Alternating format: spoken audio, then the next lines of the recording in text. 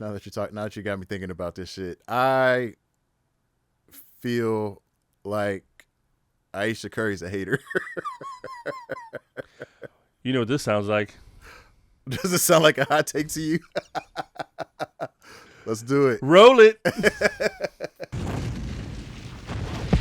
It's time for another hot take brought to you by the handcrafted brews at Throttlehaus Coffee and Tea. Order yours at ThrottlehausCoffee.com. That's Throttle, H-A-U-S, coffee.com. All right, so we got the hot take brought to you by Throttlehaus Coffees and Teas. Get yours at ThrottlehausCoffee.com. And that's house spelled H-A-U-S. Yes, indeedy. So Nefertiti. that's going to be the jingle. Yeah. So the hot take is Ayesha Curry is a hater.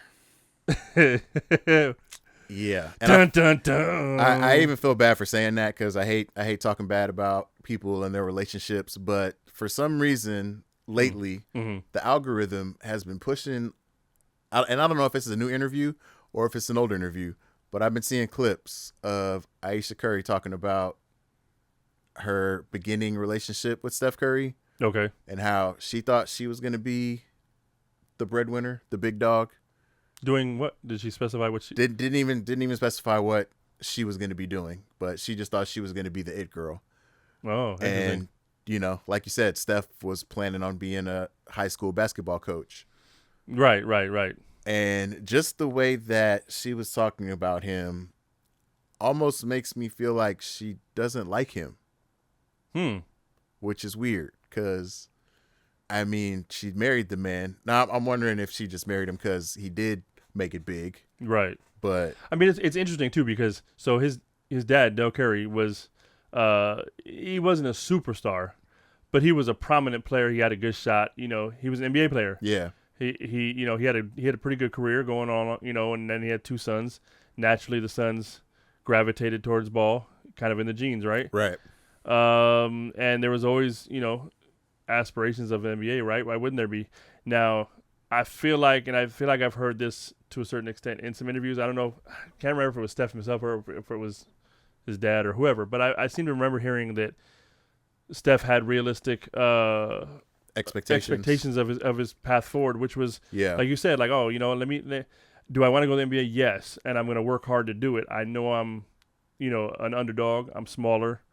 I'm not what a typical NBA player looks like, especially back then. If you go look at him, even his rookie season, like the dude is tiny compared to everybody. I mean, you thought Muggsy Bogues at least had a little bit of, a little stockiness bit of, stockiness to him, but like he was small. So I feel like his realistic expectation was like, I know I'm good at basketball. I'm going to put my all into it.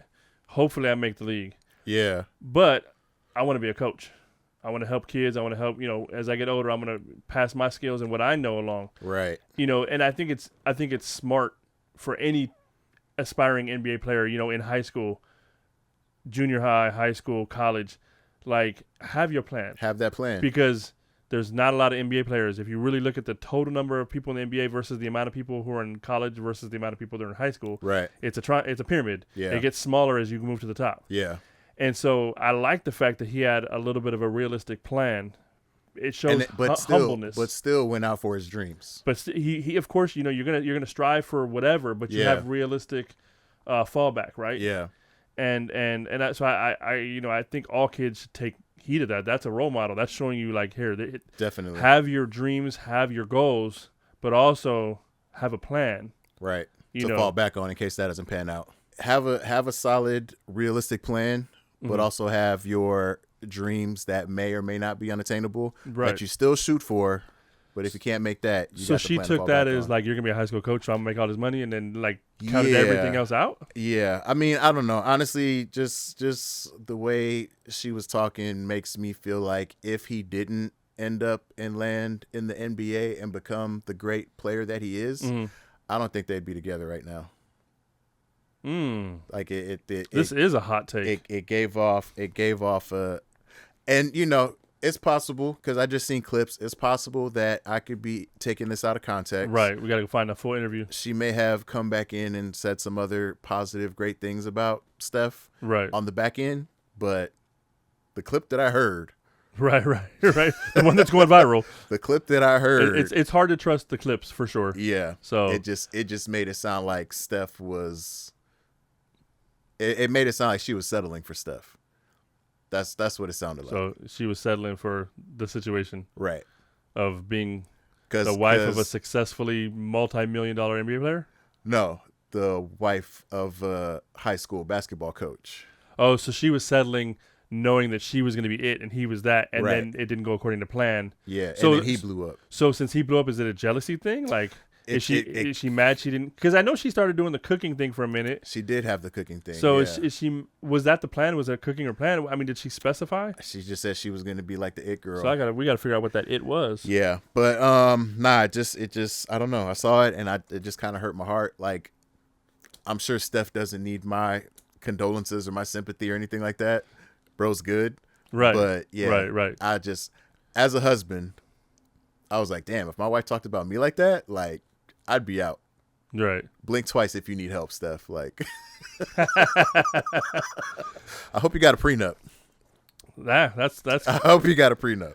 That's crazy. Well, that is a hot take brought to you by Throttlehaus Coffees and Teas. Get your coffees and teas at throttlehauscoffee.com. .com. HAUS.